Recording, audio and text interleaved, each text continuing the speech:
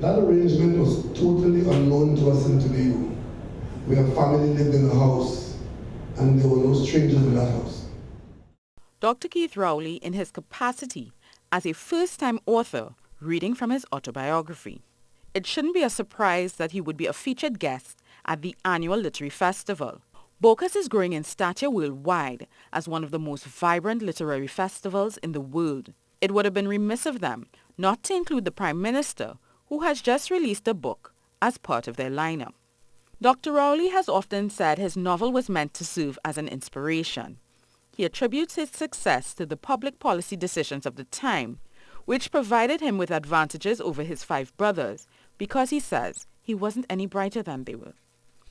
His desire to inspire was the reason he named the book From Mason Hall to Whitehall.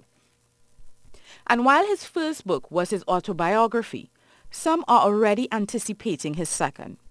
But I'm thinking that perhaps when you come to write again, or encourage your colleagues to write, that would be the choice, the name of your book, Lives of Great Men.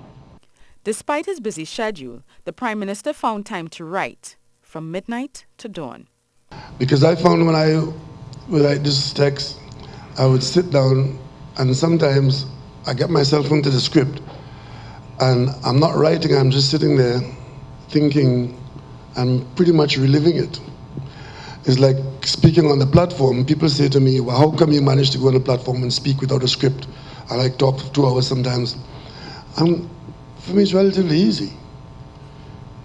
You think you got something to say? Just say it. And he says if you have something to write, sit down and write it. There's something inspirational about the quiet of the night, especially if you have an open window to look through from time to time. Thursday evening's event saw a very affable side of the Prime Minister.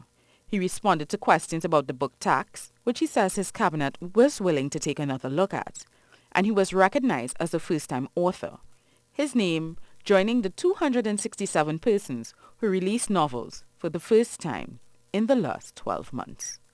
Soini Gray, CNews.